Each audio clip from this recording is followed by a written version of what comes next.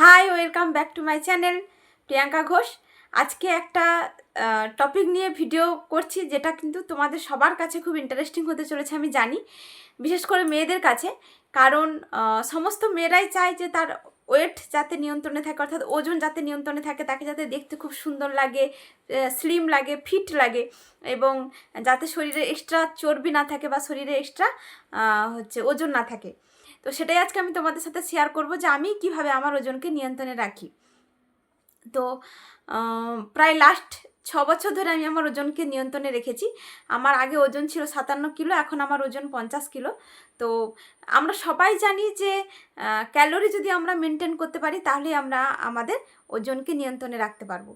তো ক্যালোরি কীভাবে আমরা মেনটেন করতে পারবো না, সারাদিনে আমরা যেরকম লাইফস্টাইলের সাথে আমরা যুক্ত আছি না কেন, সেই রকম লাইফস্টাইল অনুযায়ী আমাদেরকে খাবার খেতে হবে। অর্থাৎ সবার খাবার তালিকা কিন্তু এক হয় না, কারণ যারা খুব পরিশ্রম করে তাদের ক্যালোরি একরকম দরকার হয়, যারা মিডিয়াম খুব বেশি পরিশ্রম করে না আবার একদম বসেও থাকেন না তাদের ক্ষেত্রে ক্যালোরি একরকম প্রয়োজন হয়, আবার যারা একদম বসে থাকে বা বসে বসে কাজ তাদের ক্ষেত্রে ক্যালোরি আর একরকম লাগে।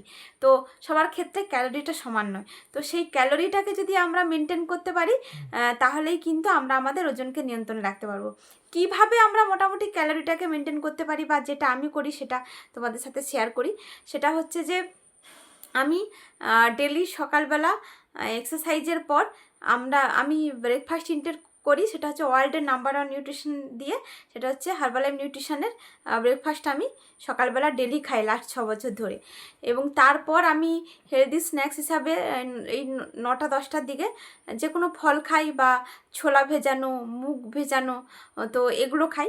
এবং লাঞ্চে অর্থাৎ দুপুরবেলা আমি স্যালাড থাকে ভাত আমার, তার সাথে সাথে রাইস। এমনটা নয় যে ওজনকে নিয়ন্ত্রণে রাখতে গেলে বা ওজনকে কমাতে গেলে ভাত খাওয়া বন্ধ করতে হবে, একদম নয়। আমি ভাত খেতে খুব ভালোবাসি, তাই ডেলি বেসিসে আমি দুপুরবেলা ভাত খাই, বা সারাদিনে একবার অন্তত আমার ভাত না খেলে ঠিক চলে না। তো দুপুরে আমি ভাত খাই, ভাতের সাথে আমার সবজি থাকে, ডাল থাকে, এবং যে অন্য কোনো টক দই থাকলে টক দই থাকে। তো এই রকম খাবার খাই, অর্থাৎ ভাতের পরিমাণটা কম থাকে, সবজি, ডাল, সয়াবিন এগুলোর পরিমাণ বেশি থাকে, এবং তার সাথে একটু টক দই থাকে। সন্ধ্যাবেলা আবার আমি একটু ছোলা ভাজা বা ভুট্টা ভাজা এগুলো খাই। আর রাতের বেলা রুটি, সবজি, ডাল, হয় সবজি থাকলে সবজি, না হয় ডাল, না হলে সবজি ডাল দুটোই। কিন্তু সন্ধ্যের পর ননভেজ আইটেম আমি খাই না, এমনিতেই ননভেজ আইটেম আমি খাই না। তো সন্ধ্যের পর ননভেজ আইটেম কোনো মানুষেরই না খাওয়া ভালো। তো এবং সন্ধ্যের পর শশা, শাক জাতীয় খাবার, ডাঁটা জাতীয় খাবার খাওয়া উচিত নয়, কারণ সহজে ডাইজেস্ট হয় না।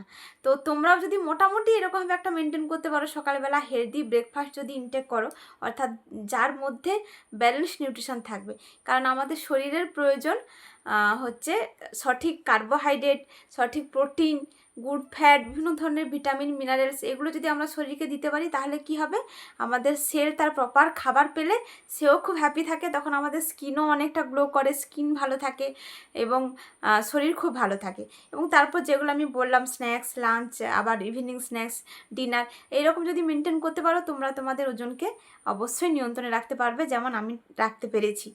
তো এটুকুই বলার ছিল। এবং তার সাথে আরেকটা জিনিস শেয়ার করবো, সেটা হচ্ছে সঠিক ঘুমটাও কিন্তু আমাদের দরকার শরীরকে ভালো রাখার জন্য বা ওজনকে নিয়ন্ত্রণে রাখার জন্য। কারণ রাত পর্যন্ত যদি আমরা জেগে থাকি আর সকালে যদি দেরি করে ঘুমোই, সেটা কিন্তু আমাদের হেলদি বডির জন্য একদম ঠিক নয়, বা শরীরের জন্য আমাদের ঠিক নয়, বা ওজনটাকেও আমরা মেনটেন করতে পারবো না যদি এরকম করতে থাকি ডেলি বেসিসে। তো আমাদের কিন্তু শরীরকে যে ঠিক রাখতে গেলে বা ওজনকে নিয়ন্ত্রণে রাখতে গেলে এই জাস্ট সারাদিনের যে রুটিনটা আছে সেটাকে একটু এইভাবে মেনটেন করতে হবে।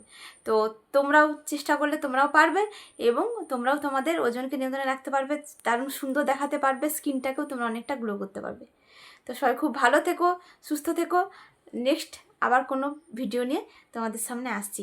আর চ্যানেলটা ভালো লাগলে তোমরা সাবস্ক্রাইব করো, যাতে নেক্সট এরকম আরও টপিক তোমাদের সামনে আমি আনতে পারি, এবং আমি মোটিভেশান পাই, মোটিভেটেড হই যে আরও এরকম ভিডিও বানাবো। তাই খুব ভালো থেকো, সুস্থ থেকো।